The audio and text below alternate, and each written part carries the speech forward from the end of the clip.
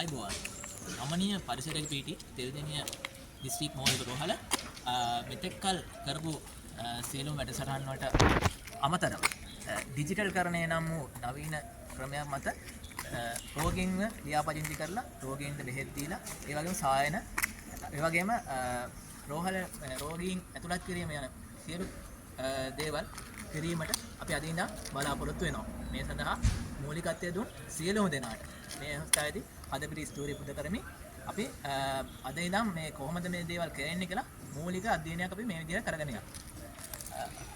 අපි මුලින්ම තෙල්දෙණිය මූලික රෝහලේ පිවිසෙනකොට අපි දැන් මේ ඩිජිටල් කරණය මත අපිට සිද්ධ වෙනවා පේෂන්ට් වෙනම කාඩ් එකක් නිකුත් කරන්න. එතකොට මේ කාඩ් එක ඇතුලෙන් තමයි මෙයාලා හැමදේම කරන්න තියෙන්නේ. රෝගීන් OPD ගාවත්, ක්ලිනික් ගාවත්, ඇඩ්මිෂන් වලට සම්බන්ධ වුණා මේ අනිවාර්යයෙන් මේ රෝගීන්ට මේ කාඩ් පත නිකුත් කළ යුතුයි. ඒතකොට මේ කාඩ් පත ලබා ගැනීම සඳහා මේ රෙජිස්ට්‍රේෂන් කවුන්ටරේ වෙනම ස්ථාපනය කරලා තියෙනවා සිස්ටම් එකට. එතකොට එතනින් මුලින්ම අපි කාඩ් එක ලබා ගන්න හැටි මේ වෙලාවේ බලා ගමු. රෝහලට පිවිසෙන විට අපිට මේ ස්ථානය හම්බ වෙනවා. මෙතන තමයි රෙජිස්ට්‍රේෂන් කවුන්ටරේ. මෙතනින් අපි හැමදාම මේ කාඩ් එකක් මේ කාඩ් එක නිකුත් කරගත යුතුයි. මේ ඩිජිටල් කරණයෙන් පසු. ඒතකොට මේ කාඩ් එකේ රෝගියාගේ නම, PHN නම්බර් එක, ඔයන් බාකෝඩ් රීඩරයක් පෙන්වන්න කරනවා. එතකොට අනිවාර්යයෙන්ම මේ කාඩ් එක රෝගීන් නැවත රෝහලට එන විට තමන්ගේ ඩෙන්ටි කාඩ් එක විදිහට ලබා ගන්න අරගෙන එන්න ඕනේ. මොකද මේ කාඩ් එක නැතුව මෙතනින් ඉදිරියට මේ රෝහලේ කිසිම වැඩක් කරගන්න හැකියාවක් නැහැ. මොකද මේ ඩිජිටල් කරණය මත. එතකොට මෙතනින් මේ කාඩ් එක නිකුත් කරන විට රෝගීන්ගේ ඡායාරූපයක් පවා ලබා ගන්නවා. එතකොට ඒ රෝගීන්ගේ අනන්‍යතාවය ඔප්පු කරගන්න ඒක මහඟ පිළිවහලක් වෙනවා. ඒ වගේම මෙතන තියෙනවා ටෝකන් එක දෙන්නේ. දවසකට මේ උපකරණය වගේ ටෝකන් එකක් නිකුත් කරනවා.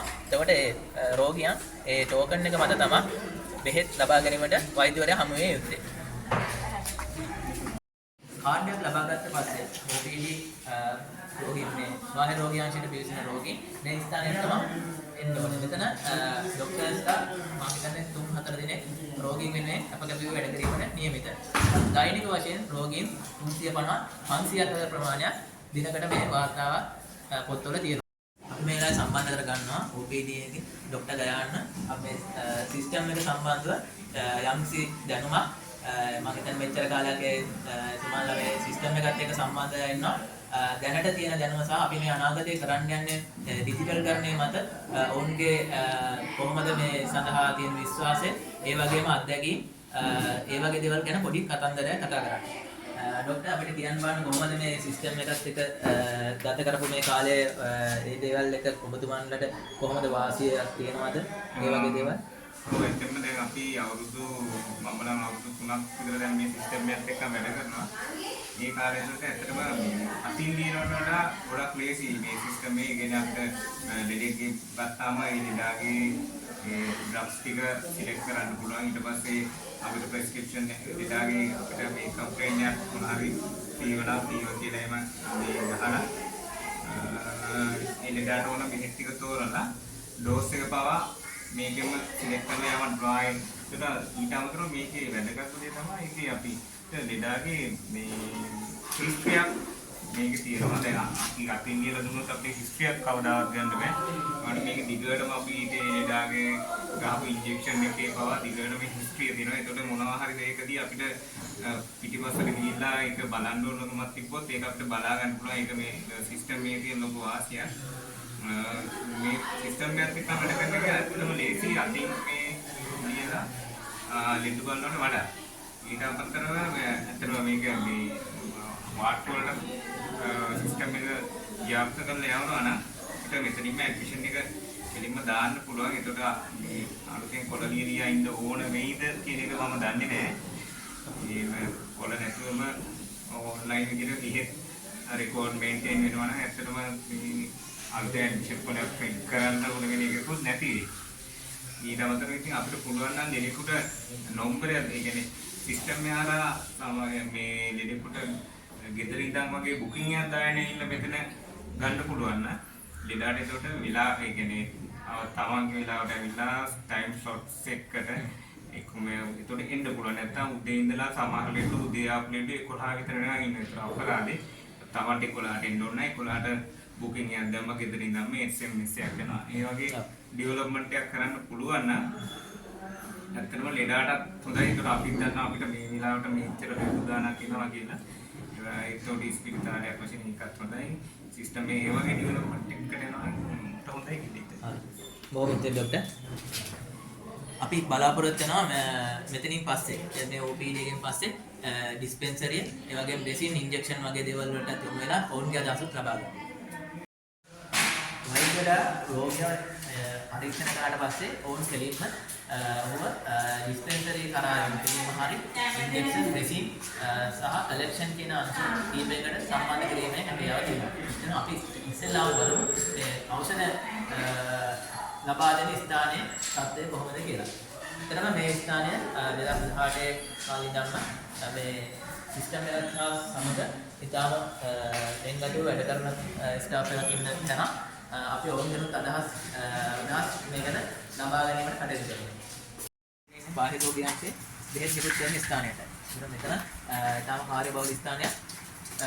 අපි මේ වර්තමාන තත්ත්වය සහ අනාගතය ගැන මේ සිස්ටම් එකත් කරනකොට කොහොමද මෙයාලගේ සම්බන්ධතාවය ගැන උපාලි මහත්තයාගේ ඉස්සටිය කතා කිරීමට යන්නේ.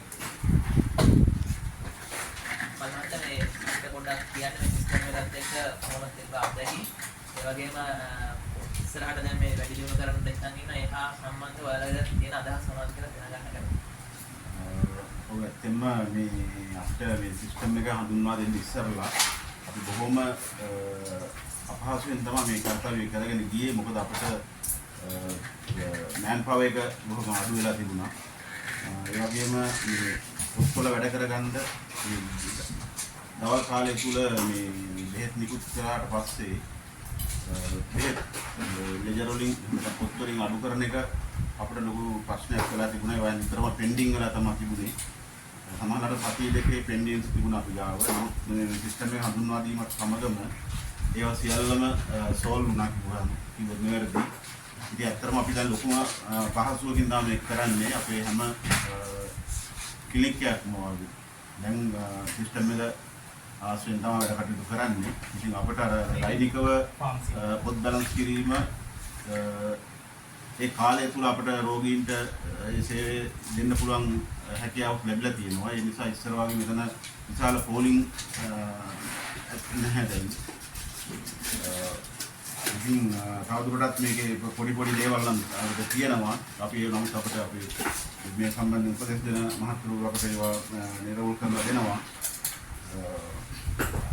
ඉතින් පුළුවන් තරම් පේපර්ලස් විදියට තමයි අපි මේ කටයුතු කරන්න අපි ඒගොල්ලන්ට සහයෝගය දක්වන්නේ. ඉතින් මේක තවදුරටත් වැඩි දියුණු වෙනවා නම් අපේ අපේ ඵලදායීතාවය තවදුරටත් වැඩි දියුණු කරගෙන රෝගීන්ට හොඳ සේවයක් සපයන්න පුළුවන් වෙයි කියලා අපි හිතනවා.